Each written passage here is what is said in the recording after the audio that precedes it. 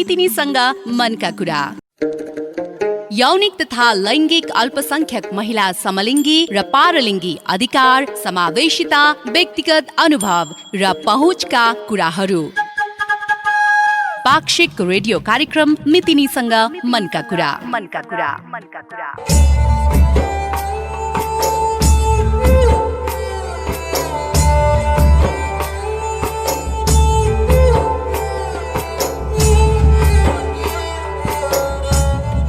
पूर्वको साथीको मिठो कुरा, पश्चिमको साथीको रोचक कुरा, मन र मन बीचको साइनो गाँस्ने यो हो कार्यक्रम मितिनीसँग मनका कुरा।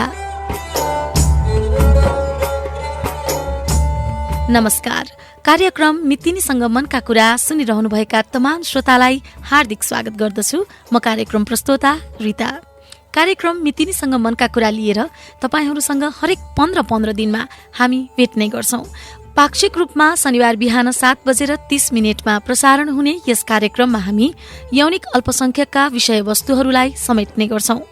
कार्यक्रम मितिनीसँग मनका कुरा तपाईले रेडियो जनता नेटवर्क मार्फत काठमाडौँमा रेडियो जनता 89.1 मेगाहर्ज, झापामा रेडियो भिजन 91.6 मेगाहर्ज, बारामा रेडियो बादल 89 मेगाहर्ज, मकवानपुर हेटौडामा हेटौडा एफएम 96.6 मेगाहर्ज, पोखरामा रेडियो कास्की 96.5 मेगाहर्ज, दाङमा हाम्रो पहुँच एफएम 89 मेगाहर्ज, सुर्खेतमा प्रदेश एफएम 105 मेगाहर्ज र डोटीमा रेडियो डोटी 98.5 मेगाहर्जमा एकैसाथ सुन्न सक्नुहुनेछ।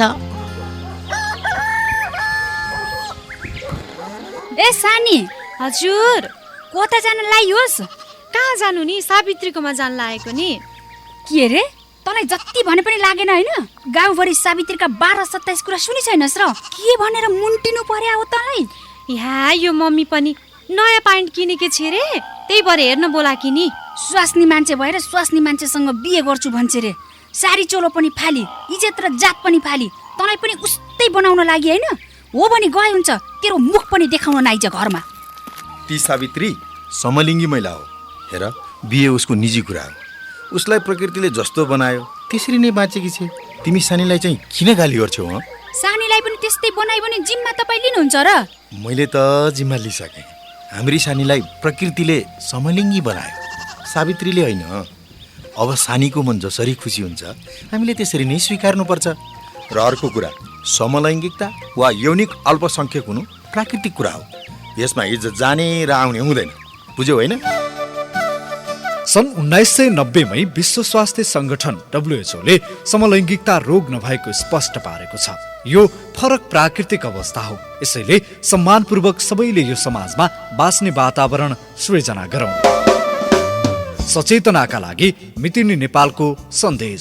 यौनिक अल्पसंख्यक भन्नाले समलिङ्गी महिला, पुरुष, द्वयलिङ्गी, पारलिङ्गी हुन् भन्ने बुझ्नुपर्छ। यौनिक अल्पसंख्यकका समस्या, अधिकार र समाधानमा हाम्रो कार्यक्रम केन्द्रित हुने गर्दछ। हाम्रो यस कार्यक्रममा हामी यौनिक अल्पसंख्यक सम्बन्धी कुराकानी, यस क्षेत्रमा भएका गतिविधि र समस्या एवं व्यक्तिगत अनुभवका कुराहरूको बारेमा छलफल गर्ने गर्छौं। आज हामी पाक्षिक रूपमा प्रसारण हुने यस कार्यक्रम मितिनीसँग मनका कुराको 37औं श्रृङ्खलामा छौं। आजको यस श्रृङ्खलामा हामीले नेपाल कम्युनिस्ट पार्टी नेकपाका सांसद रामकुमारी झाँक्रीज्यूसँग कुराकानी गर्ने जमर्को गरेका छौं। उहाँसँग हामीले यौनिक तथा लैङ्गिक अल्पसंख्यक समुदायका व्यक्तिहरूले आफ्नो पहिचानका लागि गरेको सङ्घर्ष र कानुनी रूपमा लेखिएका कुराहरूको आजको दिनसम्म पनि कार्यान्वयन नभई कागजी रूपमा मात्र सीमित रहँदा समुदायका व्यक्तिहरूलाई परेको असर र राज्य स्तरबाट भावी दिनमा के कस्ता योजनासहित समुदायका व्यक्तिहरूलाई समेट्ने जमर्को गरिएको छ, यिनै विषयमा आज हामी कुराकानी गर्दैछौँ। सबैभन्दा पहिले स्वागत गरौँ आजका हाम्रा अतिथिलाई। रामकुमारी म्याम, हजुरलाई कार्यक्रम मितिनीसँग मनका कुरामा स्वागत छ। धन्यवाद। विश्व कोरोनाको महामारी विरुद्ध सङ्घर्ष गरिरहेको छ। हरेक क्षेत्रमा चाहिँ मानिसहरूले यो बेला आफ्नो मूल कर्मलाई सहज ढङ्गले सञ्चालन गर्न चाहिँ गाह्रो पनि परिरहेको अवस्था छ। यो महामारीको समयमा चाहिँ यौनिक तथा लैङ्गिक अल्पसंख्यक समुदायका व्यक्तिहरूलाई यस विषम समयमा सरकारी स्तरबाट समेटिएन भन्ने गुनासोहरू पनि सुनिँदै आएको छ। यस्तो किन भएको होला? नेपालमा खास गरी अब सरकारको जवाफदेहिता र समेट्ने सन्दर्भमा डकुमेन्टमा कागजी कुरामा धेरै कुरा हुने, तर कार्यक्रमिक हिसाबले चाहिँ भइहाले पनि त्यसको व्यवहार त कार्यान्वयन नहुने समस्या चाहिँ छ। त्यसै गरी फेरि लैङ्गिक तथा यौनिक अल्पसङ्ख्यकको इस्यु चाहिँ त्यति धेरै मेनस्ट्रिमिङ नभइसकेको अवस्थामा यी कुरालाई छुट्टै प्राथमिकतामा राखेर विचार गरियो कि गरिएन, पोलिसी बनाइयो कि बनाइएन भन्ने कुरा चाहिँ शोचनीय नै छ। त्यसकारण त्यति धेरै प्राथमिकतामा नपरेको जस्तो नै लाग्छ मलाई पनि। अब यौनिक तथा लैङ्गिक अल्पसङ्ख्यकको पहिचान सहितको आन्दोलन सुरु भएको त 2 दशक जति नै हुन लागिसक्यो होइन? अब यस्तो आजको दिनसम्म आइपुग्दाखेरि पनि समुदायका व्यक्तिहरू चाहिँ आफ्नो पहिचानको लागि नै सङ्घर्ष गरिरहनु परेको यो अवस्था होइन, हामी सबैमा चाहिँ एउटा भनौँ न थाहा भएको सर्वविदितै छ यो कुरा।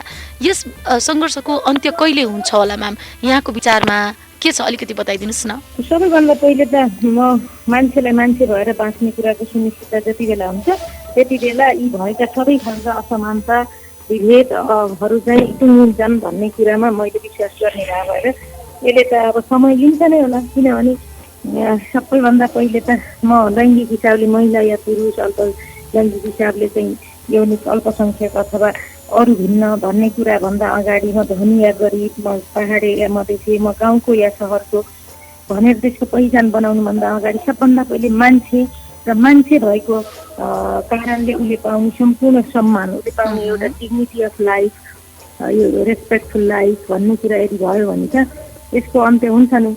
जबसम्म हामीले मान्छेलाई मान्छेको रूपमा व्यवहार नगर्ने र मान्छे भए बापतको सामाजिक मर्यादा र सम्मान अनि त्यत्तिकै अधिकारको प्रत्याभूत मान्छे भए बापत नपाउने जुन खालको व्यवस्था छ, यो व्यवस्था रहिरहँदासम्म चाहिँ लैङ्गिक अल्पसङ्ख्यक अथवा लैङ्गिक तथा यौनिक अल्पसङ्ख्यक अथवा गरिब अथवा अर्को महिलाले मात्रै चाहिँ छुट्टै अधिकार पाउँछन् र यो कुराको अन्त्य हुन्छ भन्ने कुरा चाहिँ मेरो विचारमा त्यति सम्भव हुँदैन। त्यसो भएर सबैभन्दा पहिले सबैलाई मान्छे, सबै ह्युमन बिङ्सलाई चाहिँ मान्छे बन्ने र मान्छे बनाउने प्रक्रियामा नै हामीले सामेल गर्नुपर्छ र मान्छे भए बापतको सम्मान अधिकार अभ्यास गर्नदेखि एउटा परिपाटी बसायौँ भने मात्रै यो कुराको अन्त्य होला। अदरवाइज चाहिँ हाम्रा यस्ता अभियानहरू लबीहरू चलि नै रहन्छन्, आन्दोलन चाहिँ चलि नै रहन्छ, तर त्यो आन्दोलन खास एउटा ठाउँमा जान्छ र यत्तिकै सकिन्छ। अब संविधानको कुरा गरौँ, संविधानले चाहिँ यौनिक तथा लैङ्गिक अल्पसङ्ख्यकहरूको हक अधिकारमा पनि सुनिश्चितता गरेको कुरा छ होइन, तर यौनिक अल्पसङ्ख्यकले विवाह गर्छौँ भनेर भन्यो भने त्यो चाहिँ पाइँदैन, यो यस्तो खालको कानुन रहेको छ। अब विवाह पनि गर्न नदिने यस्तो खालको कानुन हुँदै समानताको अनुभूति कसरी गर्ने त? यौनिक तथा लैङ्गिक अल्पसङ्ख्यक समुदायका व्यक्तिहरूले कसरी चाहिँ अब यो कुरालाई अनुभूत गर्ने त म्याम? सबैभन्दा पहिले त विवाह के हो भन्ने कुरालाई तिर नै चर्चा गरौँ। विवाह एउटा सामाजिक सम्बन्ध हो, सामाजिक संस्था हो, एउटा संरचना हो, सामाजिक संरचना हो भनेर यदि हामीले बुझ्ने हो भने त्यो सामाजिक सम्बन्ध र संरचना कसको बिचमा हुन्छ भन्दा मान्छेको बिचमा हुन्छ भन्ने कुरालाई हामीले जब स्थापित गऱ्यौँ भने मात्रै हाम्रा मुद्दाहरू स्थापित हुन्छन्। जस्तो यहाँ चाहिँ विवाह भन्दा बित्तिकै एउटा सामाजिक संस्था हो र त्यो चाहिँ विवाह महिला र पुरुषको बिचमा मात्रै हुन्छ भन्ने माइन्डसेटलाई हामीले परिवर्तन गर्न सक्यौँ र मान्छे बिचका सम्बन्धहरू पनि विवाहको परिभाषाभित्र राख्न सकेर छलफल चलाउन सक्यौँ। यो बौद्धिक तहमा अनि एकाडेमियामा अनि यो अलिकति अधिकारमुखी आन्दोलनमा अभियानमा हामीले यी कुरा राख्न सक्यौँ भने मात्रै यो सम्भव छ। त्यसैले आजसम्मको हाम्रो नेपाली समाजको माइन्डसेट के हो भने यो कुरा चाहिँ विवाहका लागि योग्य महिला र पुरुष हुनुपर्छ भनेको छ। यो कानुनले योग्य ठानिएका शारीरिक र मानसिक हिसाबले कस्ता मान्छे योग्य हुन्छन् भन्नका लागि कानुनले नै तोकेको छ। कानुनले योग्य तोकेका मान्छेहरू बिचको सम्बन्ध हो भन्ने कुरालाई पहिला स्थापित गर्न पर्यो नि, हो त्यसपछि मात्रै अनि कस्ता बिचको विवाह भन्ने कुरा हुन्छ। त्यसकारण हामीले चलाएका आन्दोलन र अभियानहरू पनि एक हिसाबले के छन् भने अलि अपूर्ण एकाङ्की मात्रै छन्। अब यौनिक तथा लैङ्गिक यो समुदायका व्यक्तिहरूमाथि हुने गरेको विभेदहरूको कुरा गरौँ, यो विभेदहरू चाहिँ अन्त्य गर्नका लागि भनेर सरकार, संसद होइन नागरिकले उनीहरूमाथि हुने गरेको घटनाहरू चाहिँ कम गर्न के भूमिका खेल्नु पर्थ्यो जस्तो लाग्छ त? अहिले के भइरहेको छ, यहाँको अनुभव र यहाँको बुझाइले के भन्छ, हामीलाई अलिकति बताइदिनुहोस् न। नेपाली समाज अहिले पनि असमानतामा आधारित समाज हो। यस्ता असमानताहरू विभिन्न तह तबकाका मान्छेहरूको बिचमा छ र यो समाजको संरचनागत अवस्था हो र लामो समयदेखि यो रहिआएको छ। यसका केही संरचनागत परिवर्तनहरू फेरबदलहरू त भएका छन्, भए पनि मूलत असमानतामा आधारित छ। पहिलो असमानता त यहाँ हुने र नहुने बिचको धनी र गरिब बिचको असमानता छ र त्यो डरलाग्दो छ। त्यसपछि अर्को असमानता महिला र पुरुषको बिचको असमानता छ, त्यो लैङ्गिक हिसाबले छ। अर्को असमानता जात जाति क्षेत्र लिङ्गका मान्छेहरूको बिचको असमानता छ, पेसा र व्यवसायको बिचमा पनि असमानता छ। यी सबै असमानताहरू कायम रहिरहनुका पछाडि पहिलो कुरो त मान्छे, मैले अघि नै भने मान्छे बिचका सम्बन्धलाई हामीले सही ढङ्गले परिभाषित गरेनौँ र पुरानो संरचनालाई बदल्न चाहेनौँ भने यो अवस्था रहि नै रहन्छ। त्यसकारण जति पनि मान्छेले यस्ता अधिकारमुखी आन्दोलनमा आउँछन् उनीहरूले यो संरचना बदल्ने कुरा गर्दैनन्, त्यहाँभित्र आफ्नो एडजस्टमेन्टको मात्रै कुरा गर्छन्। संरचनागत हिसाबले आफ्नो एडजस्टमेन्टको कुरा गर्यो भने त त्यही गर्दाको बखतसम्म त्यही निश्चित तबका मात्रै यसबाट लाभान्वित हुन्छ अथवा त्यसको बेनिफिट त्यसले मात्रै लिने गर्छ। त्यही कारणले संरचना यथावत राखेर त्यहाँभित्रका असमानतालाई निर्धारण गर्ने संरचना छ र त्यो संरचना लामो समयदेखि रहिआएको छ र यो एकदमै सोसल्ली कन्स्ट्रक्टेड छ। यो कुरा भत्काउनतिर जोड नदिने, खालि यहाँभित्र चाहिँ आफ्नो मात्रै समानता अथवा आफू मात्रै त्यहाँ म कहाँ छु भनेर आफ्नो मात्रै अनुहार खोज्ने कुराले चाहिँ हाम्रो अभियान पनि ठिक ढङ्गले अगाडि गएको छैन भन्ने कुरा बुझ्न सकिन्छ। त्यसकारण यसलाई सबैभन्दा पहिले त अभियानहरूलाई ठिक ढङ्गले सञ्चालन गर्न पर्यो। अब राज्य स्तरबाट चाहिँ आउने दिनहरूमा के कस्ता कदमहरू चालिएमा चाहिँ यौनिक तथा लैङ्गिक अल्पसङ्ख्यक समुदायका व्यक्तिहरूको जीवनयापनमा सहजता पाइन्थ्यो होला, के कस्ता नीति नियम बनेमा चाहिँ सहजता प्राप्त गर्न सकिन्थ्यो होला, होइन? हामीलाई यहाँको विचार अलिकति यो विषयमा पनि राखिदिनुहोस् न म्याम। अब खासमा मेरो विचारसँग कतिपय मान्छेहरू सहमत हुनुहुन्न, तर त्यसमा पनि मलाई केही आपत्ति छैन। मेरो विचारमै सबै सहमत हुनुपर्छ भन्ने पनि होइन, तर मलाई के लाग्छ भने लैङ्गिक तथा यौनिक अल्पसङ्ख्यकहरूको बारेमा जुन समाजमा अवधारणा विकास भएको छ त्यो अवधारणाको पहिलो सूत्रपात चाहिँ के हो भने व्यक्ति स्वयं र परिवार हो। सबभन्दा ठुलो संस्था चाहिँ परिवार हो। परिवारमा को हो त भन्दा बाबुआमा र उसको परिवार हो। अनि यो परिवारभित्रको माइन्डसेट नबदलिकन त्यहाँबाट आउने त्यही परिवारबाट विभिन्न जिम्मेवारीमा विभिन्न सामाजिकीकरणको प्रक्रियामा आउने मान्छेहरूको मानसिकता पनि बदलिने भएन। अनि त्यो नबदलिसके पछाडि अरू तमाम संरचना बदल्ने कुरै आउँदैन। त्यसो भएर राज्यमा त अब हामी एक हिसाबले म एउटा अभियन्ता पनि हो, मेट इन नेपालको अभियानसँग म सहभागी छु। यो मुद्दा कयौँ मुद्दामा म सहमत छु र उहाँहरूसँग साथसाथै छु।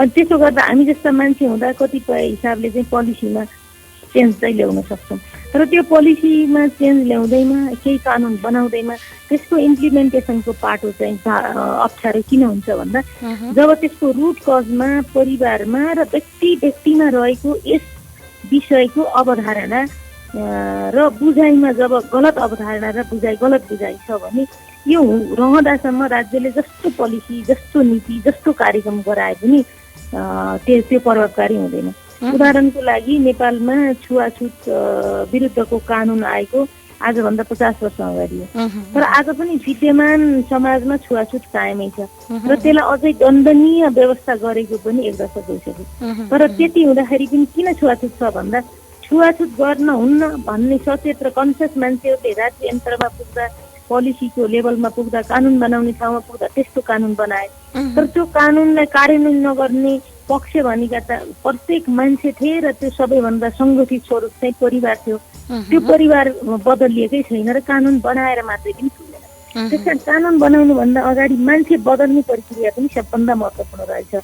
त्यसैले राज्यले नीति मात्रै बनाएर पनि कार्यान्वयन नहुँदो रहेछ, कानुन मात्रै बनाएर पनि कार्यान्वयन नहुँदो रहेछ, सजाय मात्रै दिएर पनि नहुँदो रहेछ भन्ने कुरा त यी विषयहरूले देखाइसकेका छन्।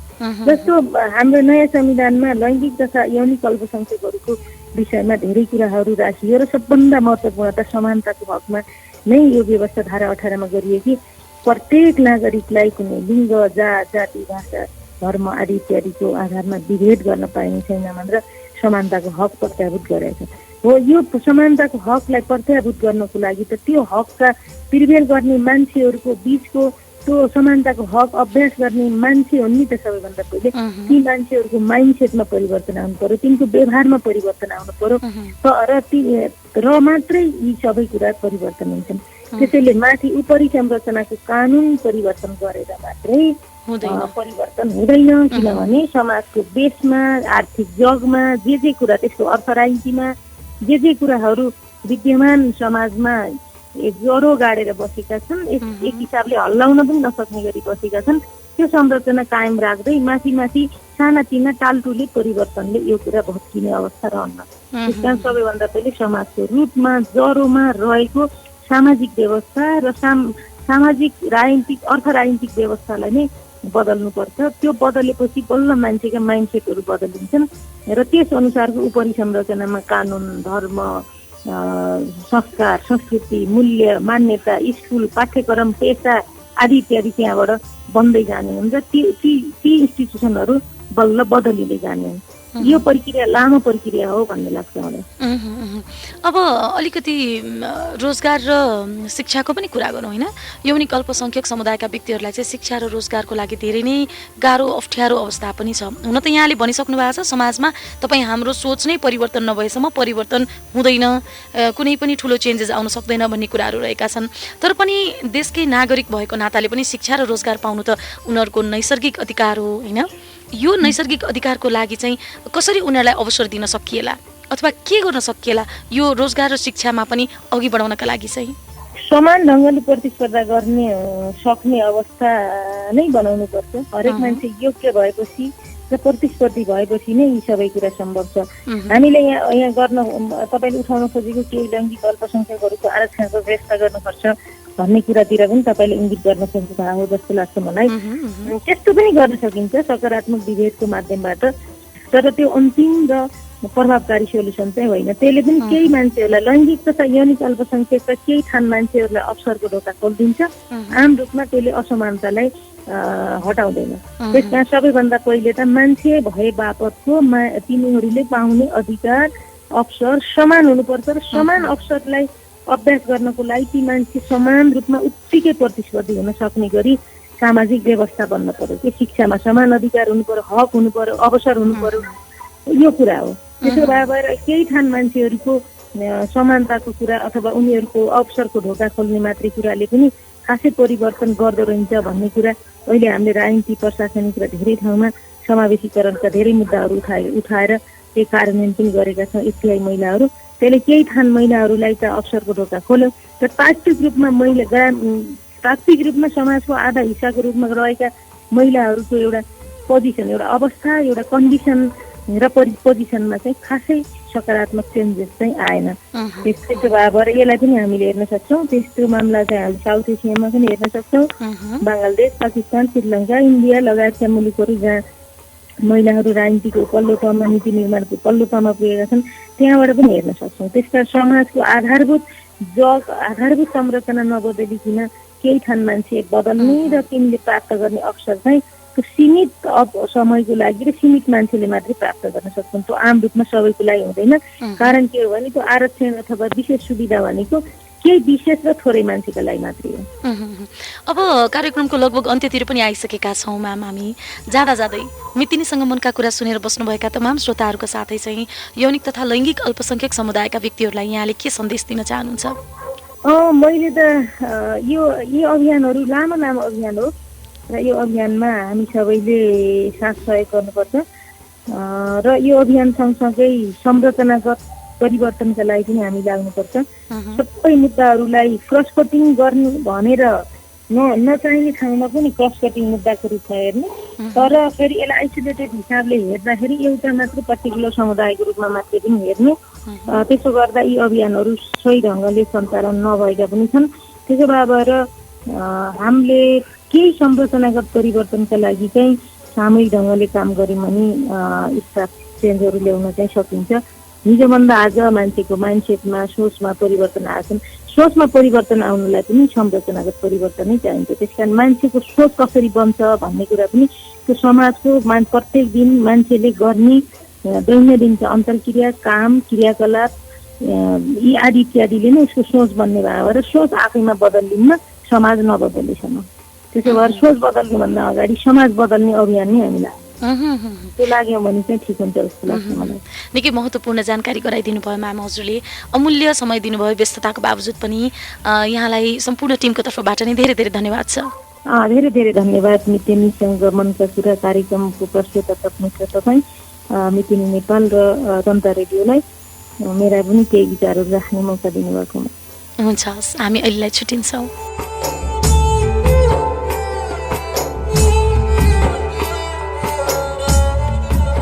उहाँ हुनुहुन्थ्यो नेपाल कम्युनिस्ट पार्टी नेकपाका सांसद रामकुमारी झाँक्री। उहाँसँगको कुराकानी सुनिसक्नु भएपछि तपाईहरूले नेपालमा यौनिक तथा लैङ्गिक अल्पसंख्यक समुदायका व्यक्तिहरूको बारेमा केही जानकारी अवश्य पाउनुभयो होला। यहाँहरू पनि यस समुदाय र मितिनी नेपालको गतिविधिबारे थप जानकारी लिन चाहनुहुन्छ भने मितिनी नेपालको अफिसियल फेसबुक पेज भिजिट गर्न सक्नुहुन्छ अथवा मितिनी नेपालको वेबसाइटबाट पनि यहाँहरूले धेरै जानकारी पाउन सक्नुहुन्छ।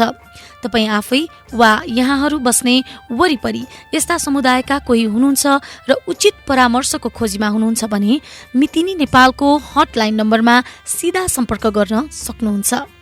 सम्पर्कका लागि हाम्रो टेलिफोन नम्बर हो 01 44 33 11 8 01 44 33 11 8। यो नम्बरमा बिहान 9 बजेदेखि साँझ 5 बजेसम्म सोमबारदेखि शुक्रबारसम्म यहाँहरूले सम्पर्क गर्न सक्नुहुन्छ। आजको कार्यक्रम कस्तो लाग्यो? यहाँहरूको कुनै सल्लाह सुझाव वा कुनै प्रतिक्रिया भए हामीलाई इमेल मेसेन्जरमा सिधा लेखी पठाउन सक्नुहुन्छ। त्यसका साथै मितिनी नेपालको युट्युबमा हेरेर त्यसको कमेन्ट बक्समा पनि कमेन्टका रूपमा आफ्नो प्रतिक्रिया वा सुझाव दिन सक्नुहुन्छ। हवस् त, फेरि 15 दिनपछि मितिनीसँग मनका कुराको अर्को श्रृङ्खलामा भेटौँला। त्यतिन्जेलसम्मका लागि कार्यक्रम उत्पादनमा सहयोगी सम्पूर्ण साथीहरूसहित प्राविधिक साथी जनक कार्की र म कार्यक्रम प्रस्तुता रितालाई बिदा दिनुहोस्। नमस्कार। ए सानी, हजुर कता जान लागियोस्? कहाँ जानु नि, सावित्रीकोमा जान लागेको नि। के रे, तँलाई जति भने पनि लागेन होइन? गाउँभरि सावित्रीका 12-27 कुरा सुनि छैनस् र? के भनेर मुन्टिनु पर्या हो तँलाई? यहाँ यो मम्मी पनि नयाँ प्यान्ट किनेकी छे रे, त्यही भएर हेर्न बोलाकी नि। स्वास्नी मान्छे भएर स्वास्नी मान्छेसँग बिहे गर्छु भन्छ रे।